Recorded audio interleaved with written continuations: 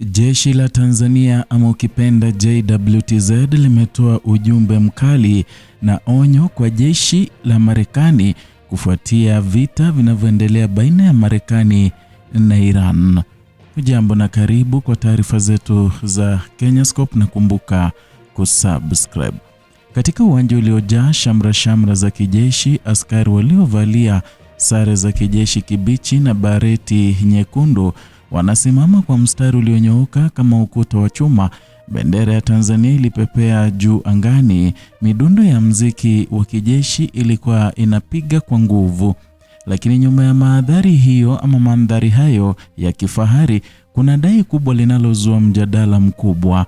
Dai kwamba jeshi la wananchi wa Tanzania linatajwa kuwa miongoni mwa majeshi bora zaidi duniani, hata kufikia nafasi ya 6 kwa ubora wa kijeshi katika baadhi ya tathmini zinazozungumziwa kwenye majukwaa ya kijamii na vyanzo vya ndani. Ni kauli inayochochea fahari kwa baadhi ya Watanzania, lakini pia inafungua mjadala mpana kuhusu nafasi halisi ya jeshi hili katika ramani ya kijeshi ya dunia. Katika siku za hivi karibuni, mitandao ya kijamii imekuwa ikizungumzia kwa nguvu taarifa iliyosambazwa na jukwaa la habari linalojulikana kama Tumaini Pro TV. Taarifa hii inaeleza kwamba jeshi la wananchi wa Tanzania lina sifa kubwa ya ubora duniani kutokana na nidhamu, mafunzo ya kimkakati ya kijeshi.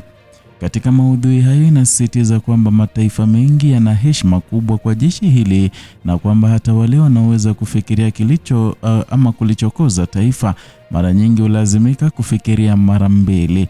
Hoja kuu katika maelezo hayo si ukubwa wa silaha pekee, wala si idadi ya wanajeshi, ni sifa ya nidhamu, ni utamaduni wa mafunzo makini, ni falsafa ya kulinda taifa bila kuingia katika migogoro isiyo ya lazima.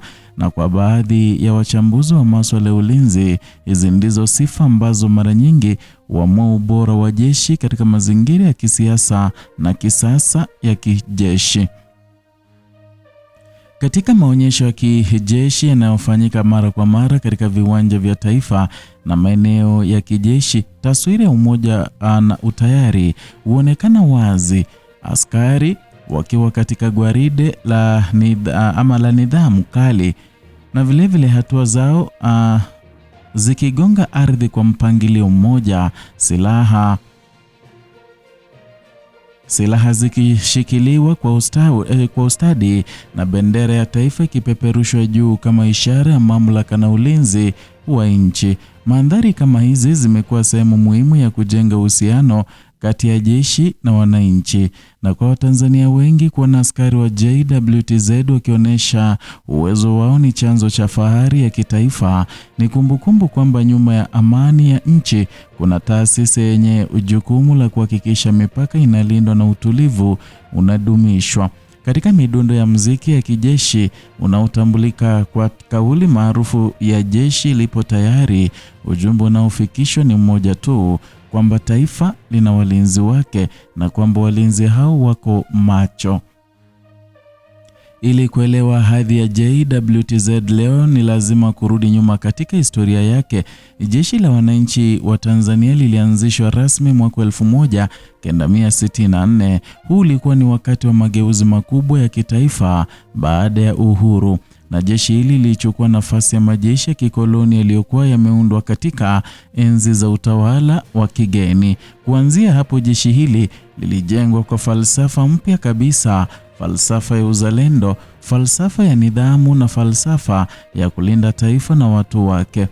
Katika historia yake, mojawapo ya matukio makubwa zaidi lilikuwa ni vita ya Kagera ya mwaka 1978 hadi mwaka 1979. Na katika kipindi hicho Tanzania ilikabiliwa na uvamizi kutoka utawala wa Uganda chini ya kiongozi wa wakati huo Idi Amin. Uvamizi huu uliweka taifa katika hali ya tahadhari kubwa, lakini kupitia operesheni za kijeshi zilizopangwa na kwa makini pamoja na JWTZ ilifanikiwa kulinda mipaka ya taifa. hatimaye ilishiriki katika operesheni iliyosababisha kumalizika kwa utawala huo.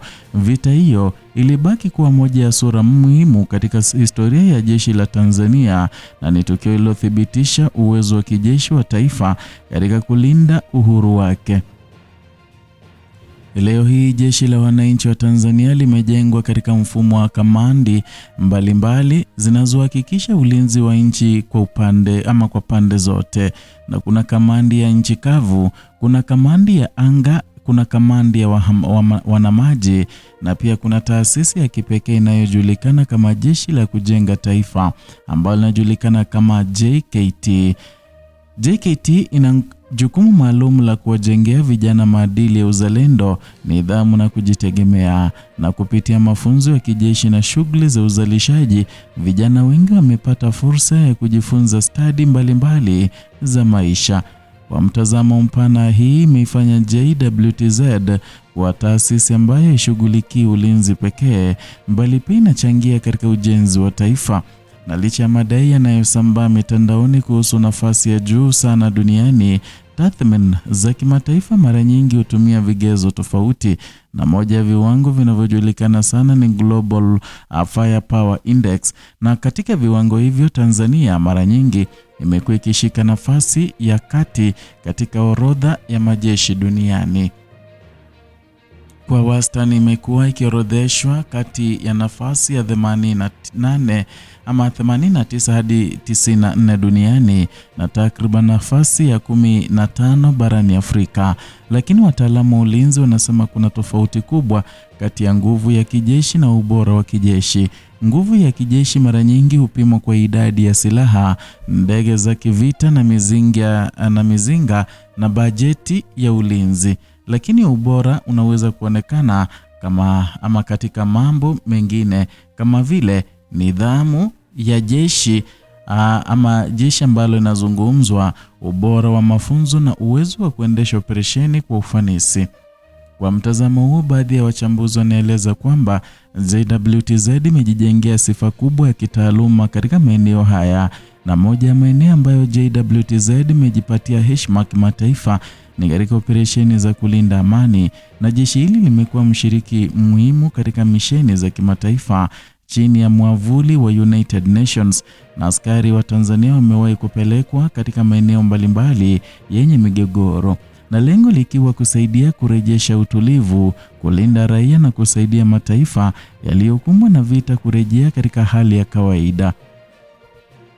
Katika mazingira haya magumu ya kimataifa, askari wa Tanzania mara nyingi wamejulikana kwa nidhamu na utii wa sheria za kimataifa, na hii imeongeza heshima ya taifa katika majukwaa ya kimataifa.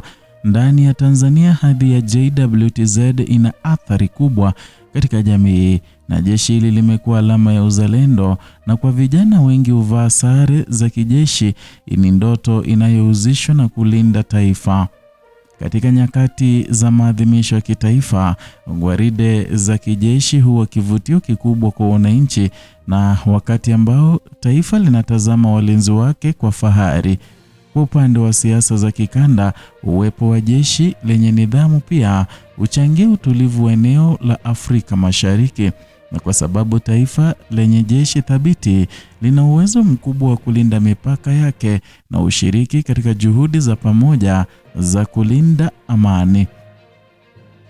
Kadiri dunia inavyoingia katika zama mpya za teknolojia ya kijeshi, changamoto mpya pia zinaibuka, kwani teknolojia ya anga, vita vya kidijitali na mifumo ya kisasa ya ulinzi kwa majeshi duniani, hii ni enzi ya mageuzi makubwa.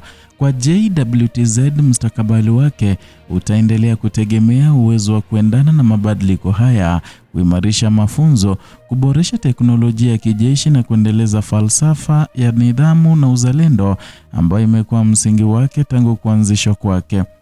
Kwa sababu katika ulimwengu wa leo, nguvu ya jeshi haipimwi tu kwa ukubwa wa silaha, bali pia kwa uwezo wa kulinda amani, kwa uwezo wa kuhakikisha usalama wa taifa bila kuvuruga utulivu wa kikanda.